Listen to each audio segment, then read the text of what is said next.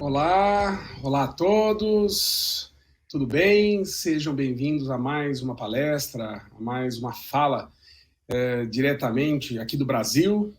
Eu, Dr. Clay Brits, neurologista infantil do Instituto Neurosaber, tenho um enorme prazer, a enorme satisfação de estar aqui nesse momento participando desse maravilhoso congresso, esse congresso que tem como finalidade principal falar sobre neurociência e todos os seus aspectos, e que fui convidado para falar de um assunto muito importante, TDAH e o seu impacto no desenvolvimento e na linguagem humana. É um tema extremamente importante, porque trabalha exatamente com uma das coisas que mais podem atrapalhar a aprendizagem de uma criança com TDAH, que é quando, além do quadro de TDAH, o impacto do transtorno leva a déficits qualitativos ou quantitativos no desenvolvimento da linguagem e na apropriação de todas as habilidades que, direta ou indiretamente, dependem de uma boa apropriação e um bom desenvolvimento da linguagem. E no caso do TDAH, isso é crucial, no sentido de identificar o mais precoce, o mais cedo possível. E como fazer isso, né? Então, essa minha fala vai exatamente em encontro dentro desse panorama, colocar os aspectos que envolvem o TDAH e o impacto que isso leva no desenvolvimento da linguagem e o que isso acarreta para esses pacientes. Quando a gente fala do TDAH, quando a gente automaticamente entende o TDAH puramente como um transtorno de neurodesenvolvimento, é de se esperar que a gente pare para pensar e analise. Será que o TDAH só afeta questões relacionadas à atenção? Não, nada disso. O TDAH é um transtorno que acaba, em 70% dos casos, se correlacionando com outras condições. Ou seja, 70% dos pacientes vão ter uma às 3, 4 comorbidades. E uma das comorbidades que o TDAH, que podem cursar com o TDAH, é exatamente problemas relacionados ao desenvolvimento da linguagem. Explica-se por que crianças com TDAH, uma grande quantidade delas, vão ter dificuldades de leitura e escrita, vão ter dificuldades de utilizar recursos do ambiente que dependem de uma boa compreensão do processo fonológico e fonoarticulatório. Então, esse é uma das comorbidades que mais chamam a atenção e que realmente deve ser levado em consideração. Bom, mas antes vamos falar um pouquinho do que é o TDAH. O TDAH é um transtorno de neurodesenvolvimento que afeta em mais ou menos de 5 a 6% das crianças em todo o mundo, um pouquinho mais, um pouquinho menos, mas a gente sabe que a média, graças a vários artigos epidemiológicos publicados nos últimos 10, 15 anos, mostra que a média mais ou menos fica aí entre 5 a 6%. Como todo transtorno de neurodesenvolvimento, há uma grande chance do TDAH continuar na fase adulta. Então, 2,5% a 3% dos adultos apresentam TDAH. Os fatores genéticos são predominantes. Tem altos níveis de herdabilidade, mais de 75%, e a história familiar pode girar em torno de 60% a 80% desses pacientes. Entretanto, existem alguns fatores ambientais que podem também aumentar o risco de uma criança vir a ter TDAH, como a prematuridade, especialmente abaixo das 35 semanas, baixo peso ao nascer, especialmente abaixo de 2 quilos, mãe que fuma durante a gestação, então o tabagismo direto, né? O contato direto com a mãe com o cigarro. Então, a gente sabe que o impacto pode ocorrer aí um risco de 2 a 3 vezes quando comparado com a população geral, as mães que não fumaram. E é um transtorno que leva a efeitos negativos, um impacto extremamente significativo no desenvolvimento social, nas relações e nas questões relacionadas ao desenvolvimento afetivo e na evolução acadêmica. E o que também preocupa, 60% desses pacientes vão continuar tendo TDAH para o resto da vida. Então, é muito importante a gente fazer o diagnóstico, o tratamento mais precoce possível, para que a gente possa reduzir o impacto a médio e a longo prazo nesses pacientes. E a gente sabe muito bem que o TDAH pode cursar com situações e questões relacionadas tanto a nível comportamental, quanto a nível cognitivo, quanto a nível relacionado à qualidade de vida e aumentar riscos a médio e longo prazo de desenvolvimento de transtornos psiquiátricos, alterações metabólicas, pressão alta, diabetes e risco maior de suicídio. Então, nós estamos falando de um transtorno leve, de um transtorno benigno. Não, os efeitos são muito significativos. Bom, o TDAH é caracterizado por um excesso, por uma alteração significativa da capacidade de atenção executiva, pode cursar com hiperatividade e impulsividade. Esses três aspectos clínicos, que são o centro, o core central do TDAH, levam a criança, levam o adolescente e levam o adulto a ter efeitos neuropsicológicos e comportamentais que vão gerar prejuízos em vários aspectos da sua vida.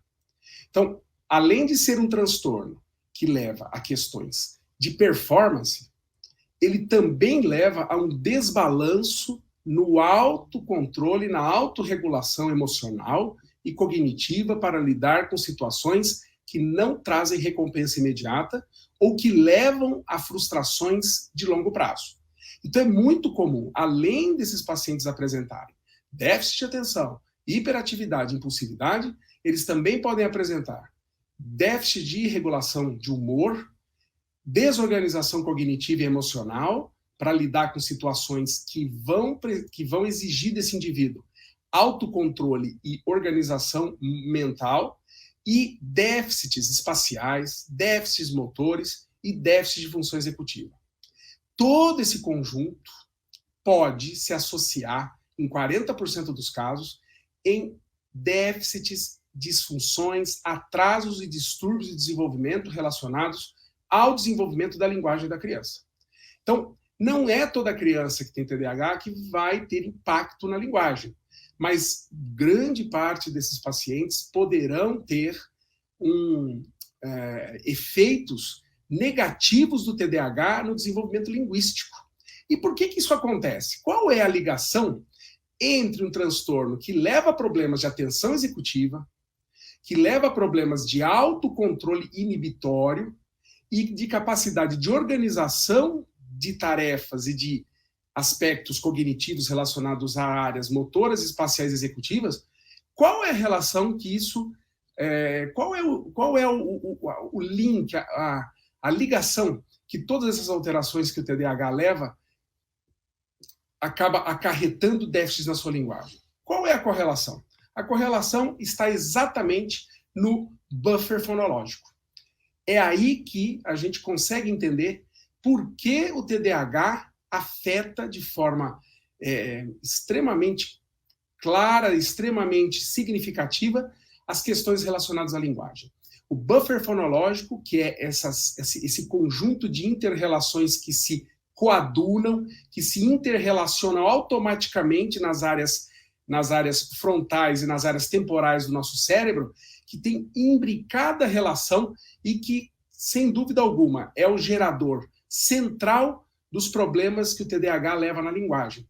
Então nós temos aí o TDAH levando a problemas de atenção executiva, e a atenção executiva ela tem direta relação com habilidades de consciência fonológica, especialmente determinados aspectos mais executivos e complexos da consciência fonológica, e o impacto que a atenção executiva leva na memória de trabalho.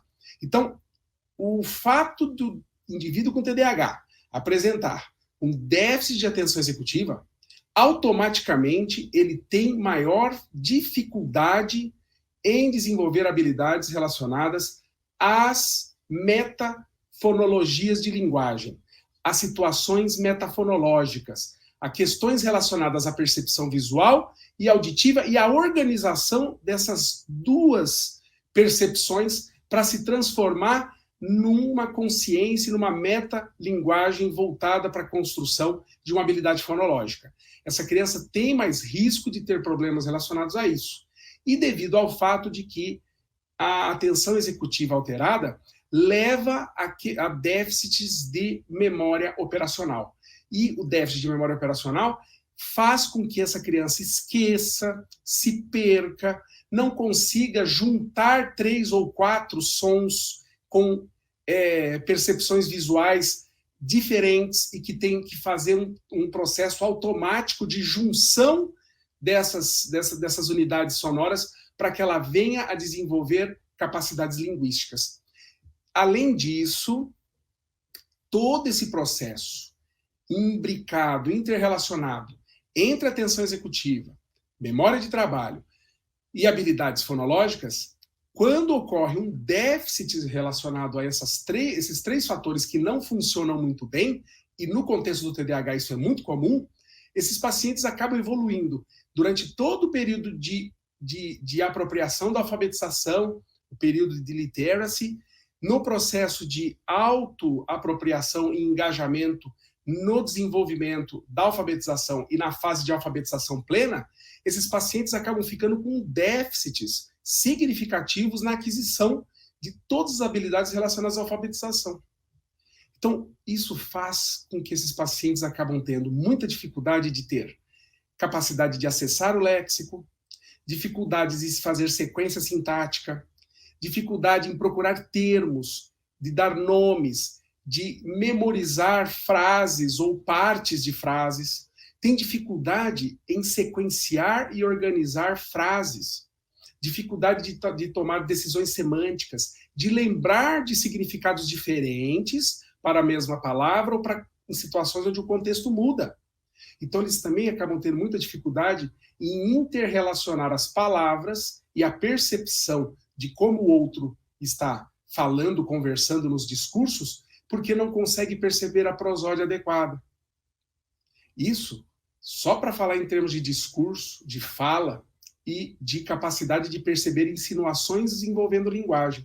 Agora, imagine, o TDAH também acarreta déficits significativos na interpretação, na produção de texto e na expressão escrita de pensamentos ou de sínteses ou de análises um pouco mais aprofundadas. É muito comum ver os pais falarem isso. Doutor, olha, ele sabe tudo da matéria, ele sabe conversar sobre a matéria, mas na hora de colocar no papel ele não consegue.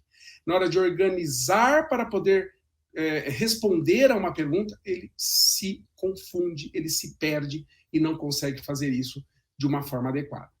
Enfim, o que a gente vê é que o TDAH gera um déficit de processamento cognitivo aplicado à linguagem. Então, não é um efeito direto, como, por exemplo, nos transtornos de aprendizagem, como dislexia, disgrafia, desortografia e descalculia, onde o problema está na rede específica de processamento simbólico, tanto gráfico de letras quanto gráfico de números. Não, o TDAH não afeta isso. Ele afeta o processamento cognitivo e executivo dos aspectos ligados à linguagem. Então, os efeitos que o TDAH leva numa criança em desenvolvimento afeta diretamente o desenvolvimento da linguagem, especialmente a linguagem fonológica e fonoarticulatória, déficits de processamento auditivo, dificuldades de compreender e perceber discursos e prosódia e dificuldade de aplicar aspectos da linguagem na leitura e na escrita. Esses são os 4 déficits mais frequentemente associados ao TDAH. E o que vai aumentar a chance ou diminuir a chance do TDAH levar a uma amplitude cada vez maior de todos esses eixos de dificuldades?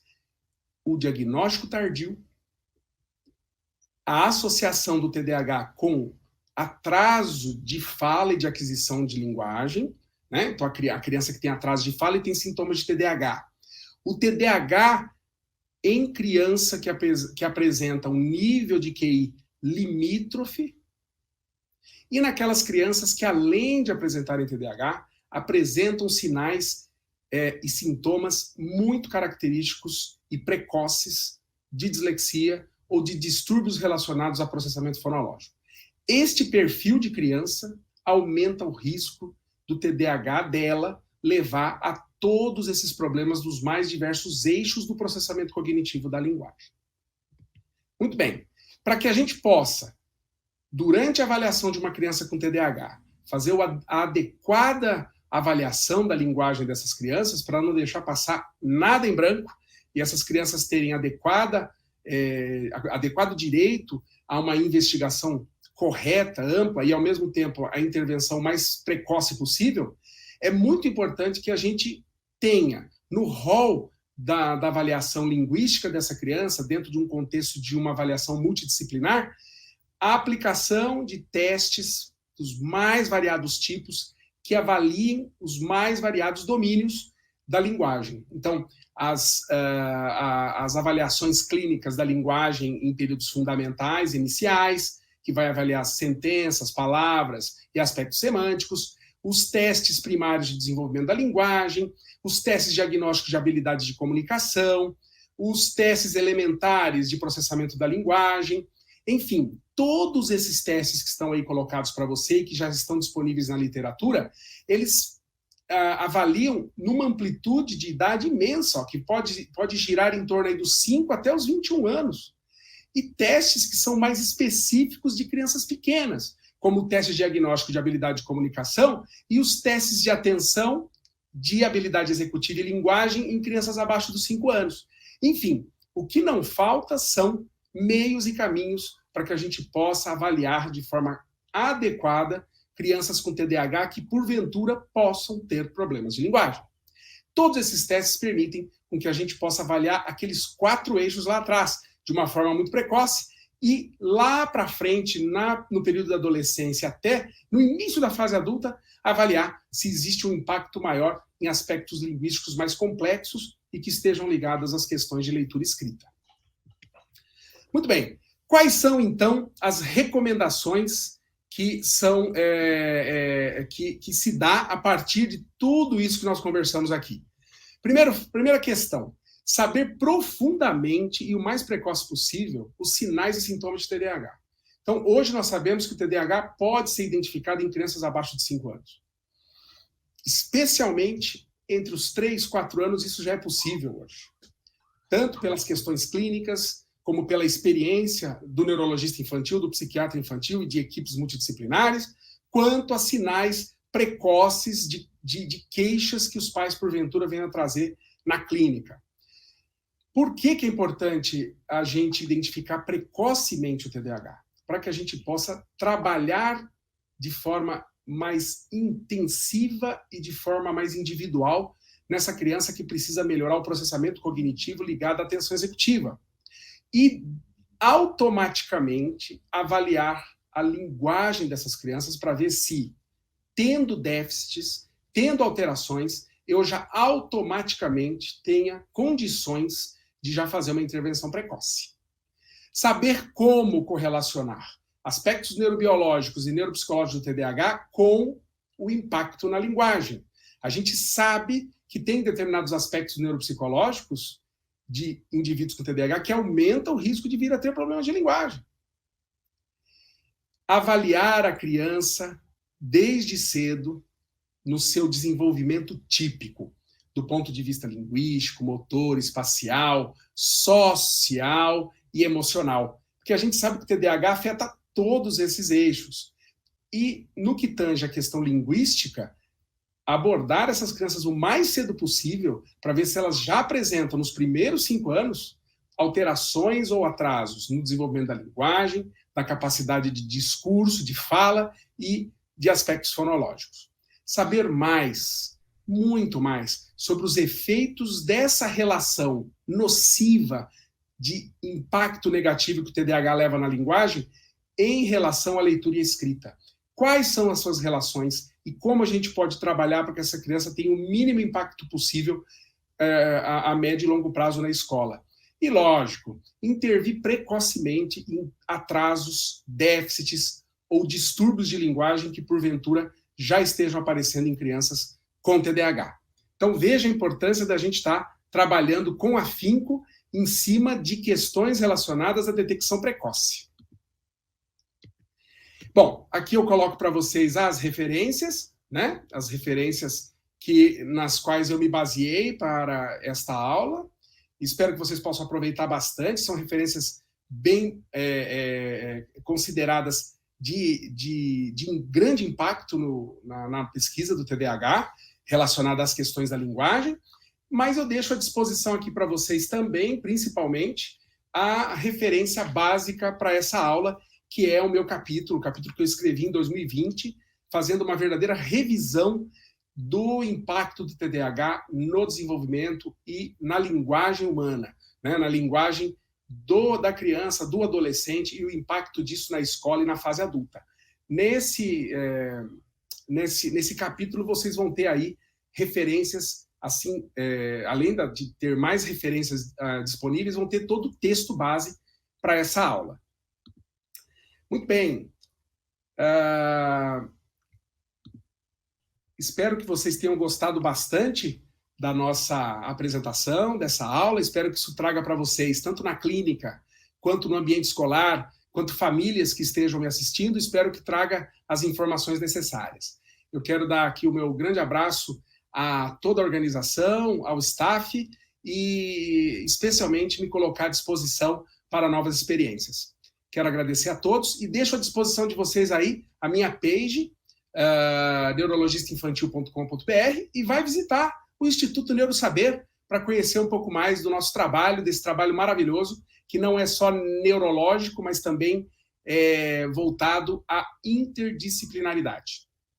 Espero que vocês tenham aproveitado bastante, né? Fico muito feliz por essa oportunidade e aproveitem o congresso. Um abraço do Brasil aí para todos vocês. Até!